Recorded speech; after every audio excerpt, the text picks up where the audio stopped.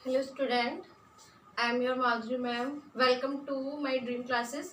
तो चलिए आज हम स्टार्ट कर रहे हैं क्लास 12th का चैप्टर 5। तो हम पढ़ ही रहे थे जिसके हमने टोटल 4 पार्ट पढ़ लिए थे। आज हम स्टार्ट करेंगे पार्ट 5। तो पार्ट 4 में हमने क्या पढ़ा था? पिछले पार्ट में हमने पढ़ा था एक संकरण द्विसंकरण प्रयोग के बारे में पढ़ा था और मेंडल के कुछ प्रयोग पढ़े थे, जैसे प्रभाविता का नियम, स्वतंत्र अपव्यय का नियम, पृथक्करण का नियम। ये सारे नियम हमने पार्ट 4 में पढ़े थे। तो आज हम स्टार्ट करते हैं। जब मेंडल ने प्रभाविता का या स्वतंत्र अपव्यय का नियम दिया तो उस नियम के कुछ अपवाद भी थे, यानी उस नियम के कुछ विचलन थे, कुछ अपवाद थे, जो कुछ पौधों पर वो प्रयोग क्या रहा था, अपूर्ण रहा था। यानी जैसे पूर्ण प्रभाविता का नियम जो दिया था वो उनमें अपूर्ण था। ठीक है, तो उसको करने के लिए मेंडल ने कौन कौन से अपवाद दिए थे, किस पे वो प्रयोग सिद्ध नहीं हुए थे, आज हम वो पढ़ेंगे। तो मेंडल के नियम से विचलन क्या थे, इसमें आप विचलन डाल सकते हैं या मेंडल के अपवाद भी डाल सकते हैं। तो कुल 3 थे। जैसे पहला था अपूर्ण प्रभाविता का नियम,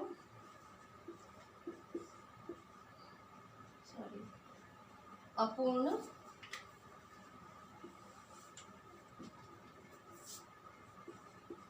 प्रभाविता। दूसरा था अपूर्ण प्रभाविता, दूसरा था बहुविकल्पता,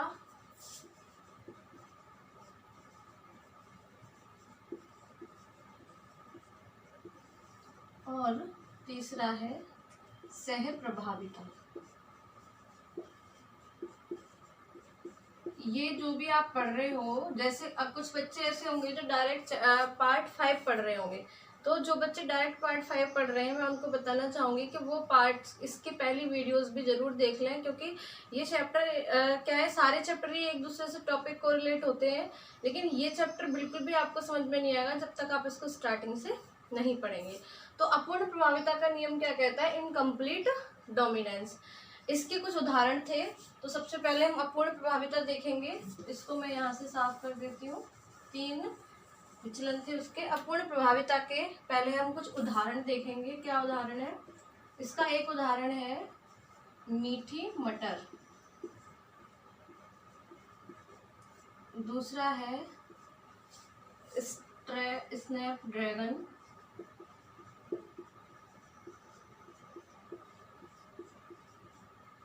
तीसरा है गुलाब बांस।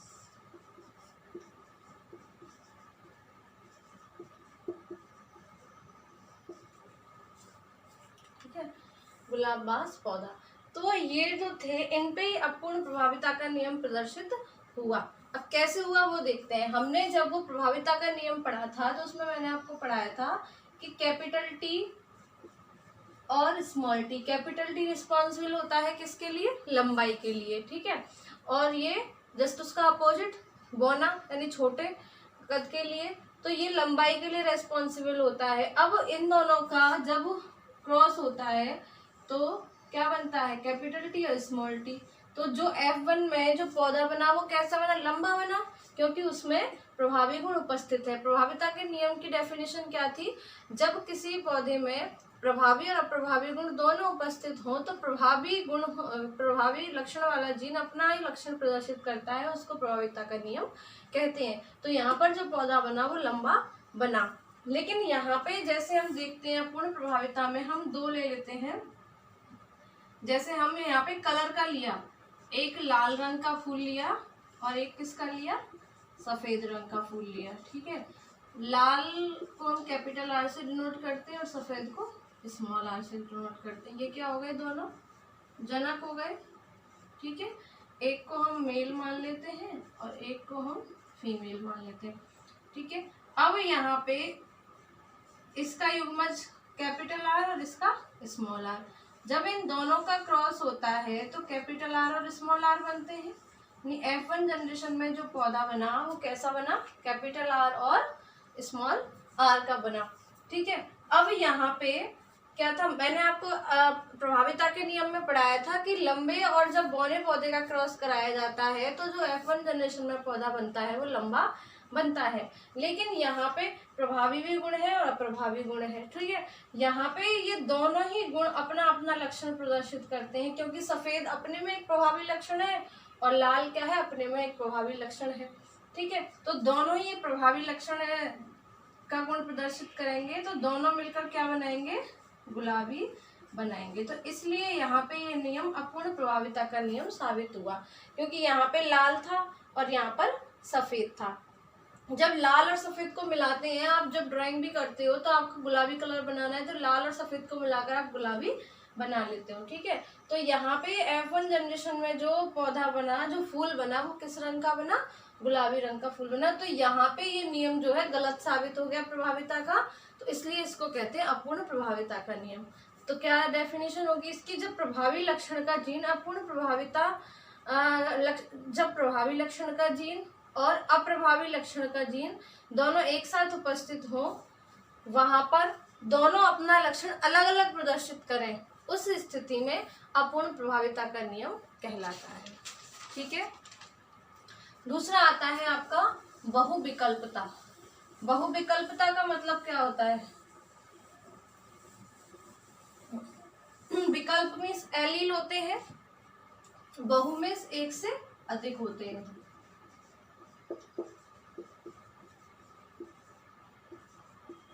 बहुविकल्पता, ठीक है। बहुविकल्पता है मल्टीपल एलील।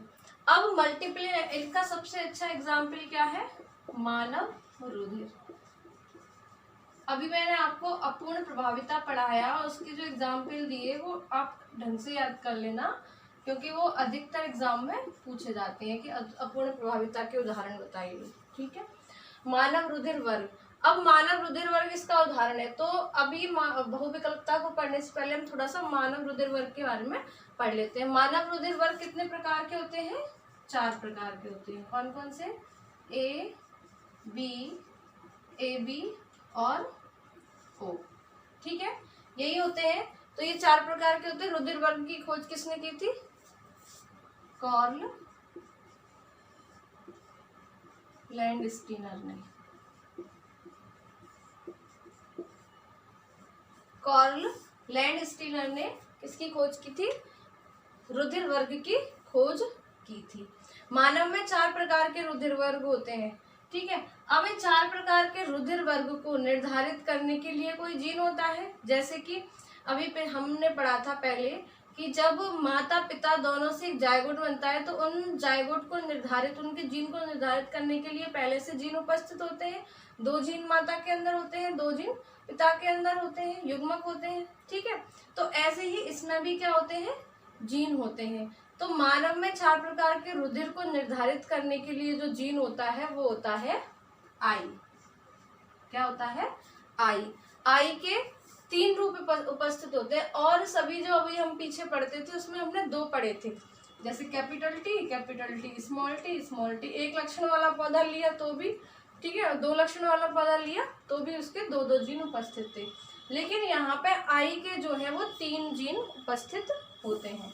तो 3 जीन कौन कौन से उपस्थित होते हैं, आई क्या है, आई एक रिस्पॉन्सिबल जीन है, किसके लिए, रुधिर वर्ग का एक रिस्पॉन्सिबल जीन है, जिसके कारण रुधिर वर्ग निर्धारित किया जाता है आई के कारण। तो आई के कुल कितने रूप उपस्थित होते हैं, 3, आई ए, आई बी और आई ओ भी होता है, और इसको स्मॉल आई से भी कुछ बुक्स में आई ओ होता है और कुछ बुक्स में स्मॉल आई भी होता है। तो इस तरीके से 3 होते हैं। तो यहाँ पे बहुविकल्पता आगे निकल के कैसे आ गई, जब 2 से अधिक एलील एक वर्ग में उपस्थित हो तो उसको हम कहते हैं बहुविकल्पता। कैसे, जैसे पीछे आपने देखा था प्रभाविता में capital T, small T, capital R, small R, 2-2 gene थे। लेकिन यहाँ पे 2 से अधिक जीन है, यानी कि एक जीन के 2 से अधिक रूप जहाँ उपस्थित हो वहां पे बहुविकल्पता होती है, ठीक है। अब ये तो हो गई बहुविकल्पता की बात, यहाँ पे बहुविकल्पता क्लियर हो गई। अब मानव रुधिर के जो वर्ग को निर्धारित करने के लिए जो जीन उपस्थित है आई, वो किस तरीके से वर्ग को निर्धारित करता है, यानी किस तरीके से एक प्रभावी और अप्रभावी गुण मिलकर एक वर्ग बनाते हैं, वो यहाँ पे हम देखेंगे। ठीक है, जैसे कि आई ए, ठीक है, और आई ए, ये दोनों मिलकर क्या बनाते हैं, ब्लड ग्रुप ए बनाते हैं, क्योंकि ये दोनों ही क्या है, प्रभावी है। ए क्या है, प्रभावी लक्षण है। ठीक है, अब आई ए, हाँ यहाँ पे मैंने जो आपको लिखे थे आई ए, आई बी, आई ओ या स्मॉल आई, ये दोनों क्या है, प्रभावी हैं, और ये क्या है, अप्रभावी है। ये क्या है, अप्रभावी, ये दोनों प्रभावी हैं। और आपको ये पता है कि जब प्रभावी और अप्रभावी गुण एक साथ उपस्थित होते हैं प्रभाविता के नियम से, तो प्रभावी लक्षण वाला जीन अपना लक्षण प्रदर्शित करता है। ठीक है, अब यहाँ पे तो दोनों सेम है, तो ब्लड ग्रुप ए ही बनेगा। अब यहाँ पे ए और ए आई, सॉरी यहाँ पे हम स्मॉल आई लिख देते हैं। ठीक है, तो अब यहाँ पे क्या है, ये अप्रभावी गुण है, ये प्रभावी गुण है, तो इसलिए यहाँ पे भी जो ब्लड ग्रुप बनेगा वो ए ही बनेगा। अब बी को लेते हैं, बी बी, जब इन दोनों के जीन आपस में मिलते हैं तो ब्लड ग्रुप क्या बनता है, बी। लेकिन जब बी के साथ हम स्मॉल आई को ले लेते हैं तो ब्लड ग्रुप बनेगा बी। क्यों बनेगा, क्योंकि ये अप्रभावी गुण है। ठीक है, अब ब्लड ग्रुप ए बी कैसे बनता है, एक जीन हो ए का और एक जीन हो बी का। अब यहाँ पे क्या है, यहाँ पे नियम आ रहा है किसका, सहप्रभाविता का। भाई यहाँ पे सहप्रभाविता का नियम आ रहा है, ये भी प्रभावी गुण है और ये भी प्रभावी गुण है, और दोनों ही गुण अपना अपना लक्षण प्रदर्शित कर रहे हैं, है ना। ये अपना लक्षण प्रदर्शित कर रहा है, ये अपना लक्षण प्रदर्शित कर रहा है, और एक क्या रुधिर वर्ग बना रहे हैं, ए और बी बना रहे हैं। तो ये क्या होता है, सहप्रभाविता का नियम। जब दोनों ही प्रभावी गुण साथ साथ अपना लक्षण प्रदर्शित करते हैं उसको सहप्रभाविता कहते हैं। ठीक है, अपूर्ण प्रभाविता में मत समझ जाना। अपूर्ण प्रभाविता में कैपिटल आर और स्मॉल आर को मैंने बताया था कि जब दो लक्षण प्रभावी और अप्रभावी साथ में अपना लक्षण प्रदर्शित करें, तो एक सिर्फ लाइन का डिफरेंस है।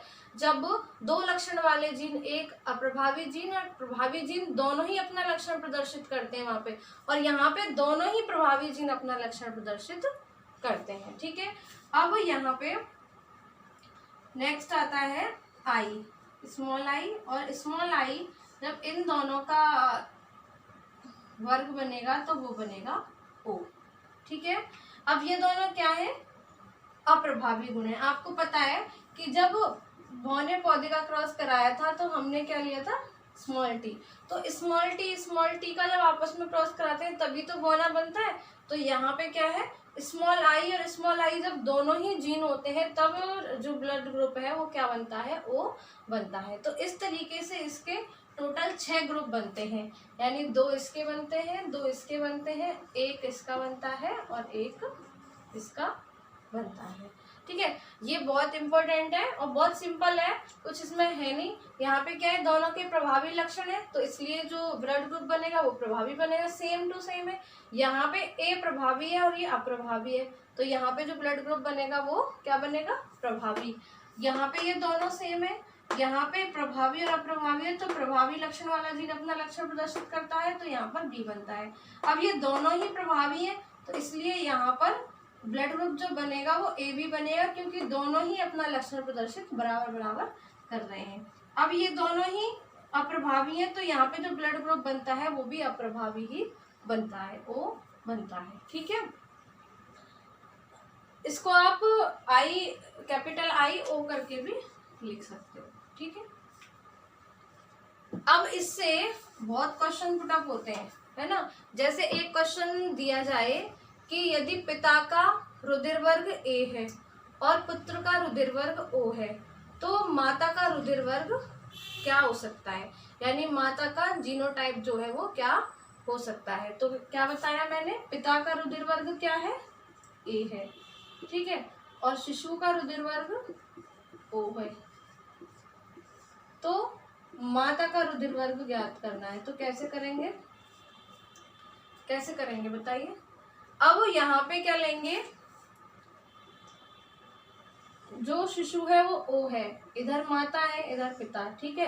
अब पिता का तो ए है तो पिता के जो रिस्पॉन्सिबल जीन है ए के, वो क्या हो सकते हैं, ए भी हो सकता है, ठीक है, और या फिर ए ये भी हो सकता है, दोनों हो सकते हैं, ठीक है। और जो माता के हैं वो सॉरी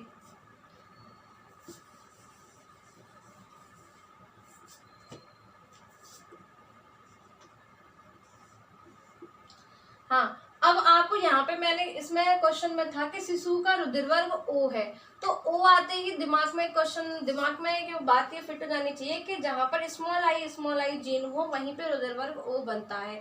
तो यहाँ पे 2 जीन क्या होने चाहिए, स्मॉल लेटर के होने चाहिए। ये बहुत सिंपल है ओ का बना, क्योंकि दोनों ही जीन स्मॉल लेटर के होने चाहिए। तो माता एक जीन जाएगा कहाँ से, माता से, ठीक है, और एक जीन आता है पिता से। तो इसका मतलब पिता के पास भी एक आई होना जरूरी है और माता के पास भी एक आई होना जरूरी है। तो पिता का क्या था, ए, तो ए के साथ हम आई को जोड़ेंगे तो क्या बनेगा, ए बन जाता है ब्लड ग्रुप, ठीक है। और माता के साथ, माता का भी हम यदि ऐसे ही लिख देते हैं, ए के साथ आई को ही लिख देते हैं, तो यहाँ पे भी ब्लड ग्रुप क्या बनेगा, ए बनेगा, ठीक है। अब पुत्र का तो ओ आ गया ना, पुत्र का क्या आ गया, ओ, कैसे, क्योंकि एक जीन उसने आई जो था वो कहाँ से लिया, पिता से, और एक आई लिया उसने माता से। तो दोनों का जो ब्लड ग्रुप का एक एक जीन था अप्रभावी था, दोनों के ब्लड ग्रुप का एक एक जीन अप्रभावी था, और वो अगली पीढ़ी में आके उसने अपना लक्षण प्रदर्शित किया, तो दोनों से उसने आई ले लिया। इस तरीके से जो पुत्र हुआ उसका ब्लड ग्रुप क्या हुआ, ओ हुआ। तो यहाँ पे माता का और पिता का ब्लड ग्रुप सेम है, लेकिन बच्चे का ब्लड ग्रुप सेम नहीं है। तो ऐसा नहीं होता है कि माता पिता का ब्लड ग्रुप सेम है और बच्चे का भी सेम हो, ऐसा जरूरी नहीं होता है, ठीक है। तो इस तरीके से इसको आप 1-2 बार और देखिएगा, क्लियर हो जाएगा, ठीक है। अब यहाँ पे आपके तीनों नियम क्लियर हो गए। पहला नियम क्या था, अपूर्ण प्रभाविता का नियम, जिसके अंदर हमने पढ़ा, अपूर्ण प्रभाविता में क्या पढ़ा हमने, कि जहाँ पे अपूर्ण प्रभाविता का मतलब क्या होता है, जहाँ पे अप्रभावी और प्रभावी दोनों लक्षण उपस्थित हों और दोनों ही अपना लक्षण आधा आधा प्रदर्शित करें। यानी कि लाल और सफेद का जब क्रॉस कराया तो ना तो लाल ने ही अपना लक्षण प्रदर्शित किया और ना ही सफेद ने ही अपना लक्षण प्रदर्शित किया, दोनों ने मिला के गुलाबी बना दिया, तो वो हो गई अपूर्ण प्रभाविता।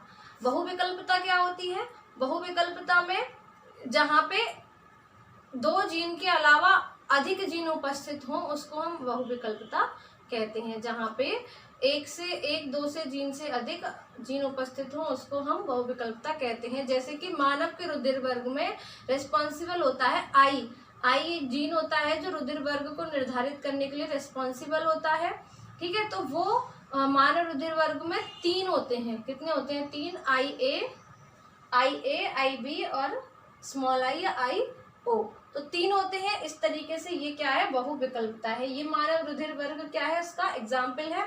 ये रुधिर वर्ग के अंदर हमने पढ़ा कि रुधिर वर्ग का निर्धारण आई के ऊपर डिपेंड होता है, आई रिस्पॉन्सिबल जीन होता है, तो किस तरीके से होता है वो हमने यहाँ पर देखा, ठीक है। प्रभावी गुण मिलते हैं तो ए बनता है, अप्रभावी मिलते हैं तो ओ बनता है, 2 प्रभावी गुण मिलते हैं तो ए बी बनता है, ठीक है। अब क्वेश्चन निकल के आया कि यदि पिता का ब्लड ग्रुप ए है और शिशु का ओ है तो माता का क्या हुआ। तो पिता का ब्लड ग्रुप ए है ना, और माता का तो पता नहीं अभी, शिशु का ओ है। तो शिशु का ओ है तो ओ का मतलब क्या होता है, ओ का मतलब तो आंख बंद करके यही होता है भाई, ठीक है। जब स्मॉल मिलते हैं दोनों, स्मॉल आई तभी तो ओ बनता है। तो इसके पास 2 आई होने चाहिए, तो 2 आई तो ये एक से तो लेगा नहीं, माता से तो लेगा नहीं दोनों आई। यदि माता से भी लेता तो माता के पास भी वो होता, भाई ये तो क्या करता है, आधे आधे जीन तो लेता है, आधे जीन फादर से आधे जीन मदर से, 50-50%।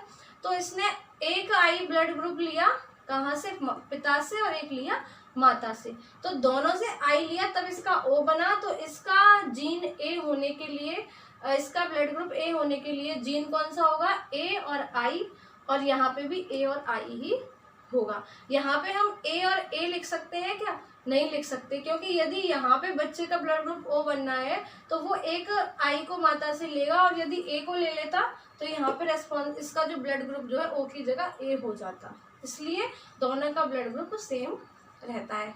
इस तरीके से मैं आपको एक क्वेश्चन और देती हूँ होमवर्क में, ये आपको करना है। यदि पिता का ब्लड ग्रुप, यदि पिता का रुधिर वर्ग AB है और शिशु का रुधिर वर्ग B है, तो माता का रुधिर वर्ग क्या हो सकता है, ज्ञात कीजिए। ठीक है, ये क्वेश्चन आपको अपनी कॉपी में नोट करना है, फेयर कॉपी में, और उसका आंसर लिखना है। बहुत ही सिंपल क्वेश्चन है, इजीली आपको समझ में आ जाएगा। और ऐसे क्वेश्चन एग्जाम में बहुत आते हैं, बोर्ड एग्जाम में तो बहुत ज़्यादा पूछे जाते हैं एक नए क्वेश्चन। तो आपको यदि ये क्वेश्चन नहीं समझ में आ रहा है तो आप क्या करेंगे, इस वीडियो को रिपीट करके दोबारा से देखेंगे, आपको बहुत अच्छे से समझ में आ जाएगा। और कुछ भी क्वेरीज है तो कमेंट बॉक्स में आकर पूछ सकते हैं। ठीक है, तो यहाँ पे आज हमने आपके मेंडल के 3 अपवाद जो है वो क्लियर करे। अब हम नेक्स्ट वीडियो यानी पार्ट 6 पढ़ेंगे चैप्टर 5 का। तो पार्ट 6 में आज हमने मेंडल के नियम, मेंडल के प्रयोग और मेंडल के अपवादों को क्लियर कर दिया। अब हमारा मेंडल वाला टॉपिक कंप्लीट हो गया। अब नेक्स्ट जो पार्ट हमारा आएगा पार्ट 6 में, अब हम कुछ मेडिसिनल डिजीज पढ़ेंगे। मेडिसिनल पार्ट्स आते हैं इसमें, जैसे कि जुड़वा बच्चे होते हैं वो किस तरीके से होते हैं, ठीक है, उनके क्या कारण होते हैं, तो ये सब एक मेडिसिनल पार्ट आ गया, वो हम पढ़ेंगे पार्ट 6 में। मेंडल का पार्ट हमने पार्ट 5 तक ही पढ़ा था, मेंडल का जो पोर्शन था। तो मेंडल ने अपना प्रयोग कैसे किया, ठीक है, कौन से पौधे पर किया, कौन कौन से प्रयोग दिए, उस प्रयोग के क्या अपवाद रहे, वो सब आज हमने क्लियर कर लिया। आशा करती हूँ आपको जो मैंने पढ़ाया वो अच्छे से समझ में आया होगा। नहीं समझ में आया तो आप उसको रिपीट जरूर करिए 1-2 बार वीडियोस को। और ये जो मैंने पढ़ाया था बहुत इंपॉर्टेंट टॉपिक है, इससे 101% इस वाले चैप्टर से क्वेश्चन आता है बोर्ड एग्जाम में। ये यूनिट जो 2nd है ये बहुत इंपॉर्टेंट है। बाकी सारी यूनिट आपकी 14-14 नंबर की आती है, लेकिन 2nd यूनिट जो है वो टोटल 18 नंबर की आती है। ठीक है, तो आपको ये अच्छे से याद करना है, पढ़ना है, और साथ के साथ मैं जो बनाती हूँ ना उसको याद करते जाइए, जिससे बोर्ड एग्जाम में कोई दिक्कत नहीं आएगी। Thank you.